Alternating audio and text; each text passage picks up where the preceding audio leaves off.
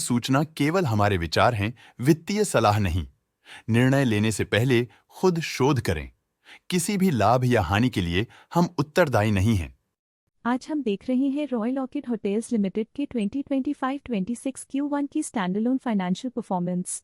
Starting with the sales, पिछले quarter से sales में -10% का डिक्रीज हुआ है, मगर कंपनी ने पिछले साल के मुकाबले 2% का सेल्स इंक्रीज रिपोर्ट किया। Expenses -14.5% quarter on quarter decrease हो गए हैं, जो साल भर के 3% के राइज के साथ अलाइन करता है। एक्सपेंसेस में डिक्रीज अच्छा है, लेकिन सेल्स में डिक्रीज निराशा की बात है। ऑपरेटिंग प्रॉफिट, जो पिछले साल के कंपैरिजन में -1% डाउन हुआ है, quarter on quarter around 10% increase हुआ है। Operating profit margin OPM annual basis पे -1% से डिक्रीज हुआ है और पिछले क्वार्टर के कंपैरिजन में 4% से इंक्रीज हुआ है। एक्सेप्शनल आइटम्स को ऐड करके अदर इनकम पिछले क्वार्टर के कंपैरिजन में -64% गिर गई, बावजूद इसकी ईयरली डिक्लाइन -64% हुई है। इंटरेस्ट एक्सपेंसेस पिछले क्वार्टर से -1% डाउन हुआ, लेकिन ईयर ओवर ईयर डिक्रीज -12.5% हुआ है। डिप्रिशिएशन कॉस्ट में 2.5% का क्लाइम देखने को मिला और ईयरली बेसिस पे -6% का डिक्रीज देखा गया।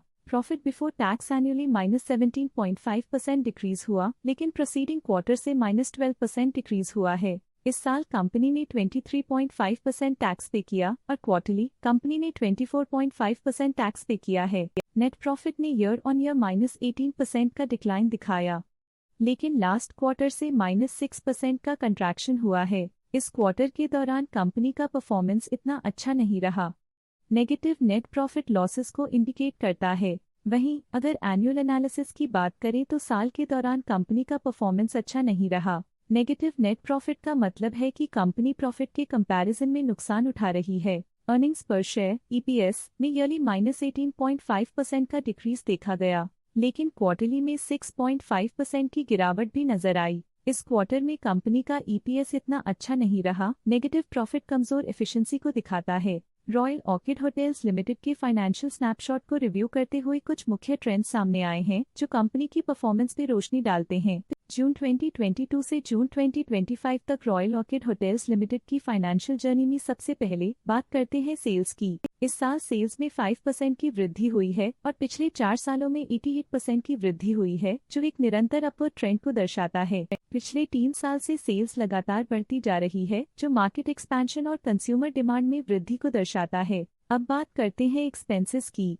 इस साल एक्सपेंसेस 21.5% बढ़े हैं और 4 सालों में 114.5% का इजाफा हुआ है। इस साल हालांकि एक्सपेंसेस सेल्स से थोड़ा ज्यादा बढ़े हैं, मगर ग्रोथ रेट्स का करीब होना स्टेडी ऑपरेशनल कॉस्ट को दर्शाता है। इस साल ऑपरेटिंग प्रॉफिट -36.5% कम हुआ, लेकिन पिछले 4 सालों में 18% का इजाफा हुआ है। इस साल ऑपरेटिंग प्रॉफिट में कमी आई है, लेकिन पिछले 2 साल की वृद्धि रेजिलियंस को दर्शाता है, जो एक अस्थायी मार्केट को संकेत करता है। इस साल नेट प्रॉफिट में -11% की गिरावट हुई, लेकिन पिछले 4 सालों में 53% की बढ़ोतरी हुई है, जो कंपनी की मजबूती दिखाता है। पिछले 2 सालों से नेट प्रॉफिट में गिरावट आई है, जो ऑपरेशनल चैलेंजेस या मार्केट कंडीशंस पर चिंता बढ़ा सकती है। इस साल EPS में -27% की कमी के बावजूद लंबी अवधि में देखा जाए तो 27% की मजबूत वृद्धि हुई है। एक इजाफे के बाद पिछले 2 सालों में EPS गिर रहा है, जो कुछ चैलेंजेस को दर्शाता है जिन्हें स्ट्रेटेजिक रिव्यू की जरूरत है।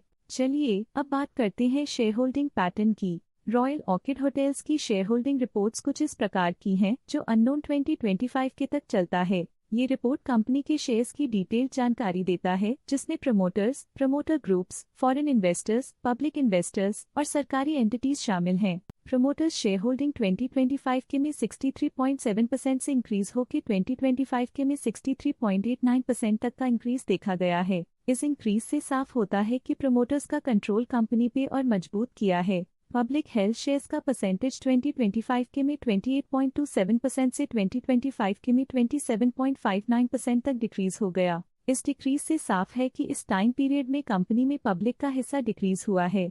जब कंपनी के शेयर्स का अधिकतम हिस्सा प्रमोटर्स, FII, DII या गवर्नमेंट के पास होता है, तब ये माना जाता है कि कंपनी मजबूत हाथों में है, जो स्थिरता और मजबूत समर्थन को दर्शाता है और इस मार्केट की स्थिरता बनी रहती है। DII डोमेस्टिक इंस्टीट्यूशनल इन्वेस्टर्स ने अपना शेयर होल्डिंग 2025 में 0.73% से 2025 में 0.8% तक इंक्रीज किया। ये बताता है कि डोमेस्टिक इंस्टीट्यूशंस ने कंपनी में अपना इंटरेस्ट 0.07% तक इंक्रीज किया है। FII फॉरेन इंस्टीट्यूशनल इन्वेस्टर्स ने अपना शेयर होल्डिंग 2025 में 7.3% से 2025 में 7.72% तक इंक्रीज किया। ये बताता है कि फॉरेन इंस्टीट्यूशंस ने कंपनी में अपना इंटरेस्ट 0.42% तक इंक्रीज किया है।